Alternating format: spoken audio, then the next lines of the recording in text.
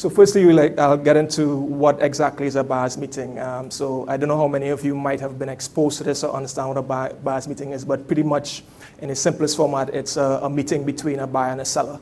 And obviously, the seller being the designer yourselves, who's trying to sell their wares to a particular retailer, be it a department store, boutique, or whatever, right? So the seller, in essence, who is a designer, obviously you're going to convey certain information to the retail outlet or the buyer, and is this on? Yeah. Right, to the retail outlet, and you need to highlight what the benefits of the collection and why this particular store, this particular retailer should carry your line. All right, so again, essentially you want to build a relationship with the potential store. So at this buyer's meeting, right, just like if you attend an interview, right, you want to convey the best image or best identity of your brand.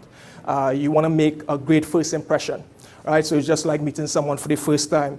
And typically in the global fashion industry, we don't have market weeks in Trinidad and Tobago. Typically in the global fashion industry, like New York, London, the fashion capitals, there's market week. And this is when you'd find like a lot of the designers would meet with buyers from the various department stores and so on. So in Trinidad, we're not at that point yet where we have a defined market week or a defined selling period or defined selling weeks or whatever. So in essence, when you see the word market week, it pertains to the international market, as you see. All right. So with respect to ahead of the next selling season, and you'd see in the global fashion industry where you have, as Hannah highlighted earlier, you might have spring, summer, and you would have autumn, winter. Those are the two main seasons. And pretty much you'd see the market weeks or the fashion shows and so on, they take place at least 6 months in advance of the next selling season. So in let's say in September, right, let's say September of the year, you'd see they would show garments or collections for spring, summer of the following year, right? So typically it's about 6 months in advance of the selling season, right? So as far as presentations, you'd see they may take different formats. And as far as selling a collection, right, you could have what is called you could have the buyer's meeting, which is a person-to-person contact. You could have a phone call, so that might be in a case where you are located here in Trinidad and Tobago and you're dealing with buyers overseas, right? Also, it might be online, so we know you could stream online or have video conference calls and so on. So there are different formats that are acceptable, and depends on the retailer if they're willing to entertain such formats. Remember, you're trying to build a relationship with a particular retailer. So you need to make sure that even if they carry your brand, right, so they decide to carry your brand, you need to have some sort of after-sales service, right? So whether it is you have a new collection coming out, so you might want to do some sort of preliminary meeting with them to show them what it is you're coming up with next, right? So you want to make sure that you establish that relationship, right? So you want to make sure that you have some sort of after-sales service, right?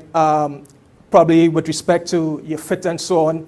Probably there might be any issues. They might have a certain number that they could contact for support, okay? And you want to stay on the ball, right? So meaning you want to be responsive. So for example, let's say the retailer, they carry a line and it sells really quickly, right? They might want to place another order.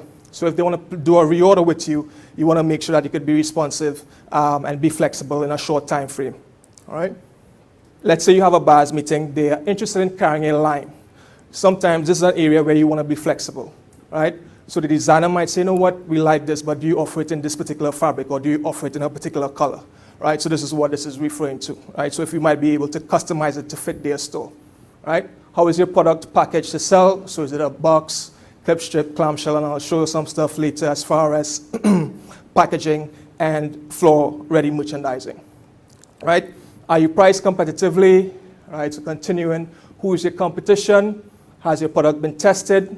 Do you hold patents for your product, right? So can it be knocked off, right? What is the average defect rate for your product, and what is the warranty? What are your minimum order quantities? Are you able to provide enough inventory for a large order, right? Are these in stock? If not, how soon can you deliver, right? Will you be able to keep up with demand if your pieces sell out faster than expected? If all goes well, how soon can you ship reorders? Are you willing to do consignment? Are you willing to do a wholesale discount or promotion? A lot of times, especially if you're an emerging designer, it might be helpful where the store might do some sort of a promotional launch or even like a trunk show or some type of event to promote or test to see how your line would do in their store, right? So it's not uncommon to have that, right? What are your payment terms?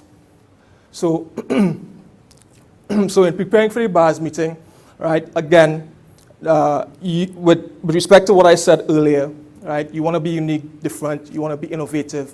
And again, as far as you being picked up by a store, you want to make sure that you create the best impression early on, right? So they want to make sure that your brand is exciting, that it would impact their customers effectively, right? When you're presenting a collection, you want to present it in a logical sequence, and that logical sequence should be the same sequence that you have the garments in, right, in your line sheets, right? The reason you want to do that is you want to make sure that they follow along as you present the garment. So the very first garment, if you were to present, right, this first one. Now I have this here package because I'm going to talk about this in a little bit, right? But obviously if I was at a buyer's meeting, this would be on a hanger, right? Wrinkle free, right? So following that one, let's say if this were the second one, right, I would have that one on a hanger display and I would present it in that fashion. I have that shirt there, right? So you want the clothes to speak for themselves and you want to highlight any key selling points. Okay, so key selling points. Now, if you're a designer who is not into trends, right, so you might consider yourself a trendsetter. Again, you want to highlight within your collection what are your trend in silhouettes, what are your trend in fabrics, what are your trends in color. However, you might have key selling points. For example, if you are tapping into trends, so let's say there are current trends that exist within the marketplace, right? You might have garments that tap into that particular trend. That would be a key selling point, right? So key selling points, again, could be fabrication, any particular styling details on your garments, probably some trims and notions you have on your garments. These could be key selling points with respect to your garments. So you want to make sure and highlight those, and you could do that on the line sheet as well. The lookbook is something, again, it could communicate the personality of your brand. It's a way you could extend that information as far as conveying the personality of your brand and conveying tell more of the story of your particular brand. All right, so I'm going to show you an example of a lookbook that just for mock-up purposes, right? Again, this is a marketing tool. Again, it's to grab the buyer's attention and to make them more enthusiastic to actually buy a collection, right? So again, it's to get their attention. And as I was saying before, a good way to convey your brand identity and to tell the story of your brand, convey your vision, convey your values, right, and make that lasting impression.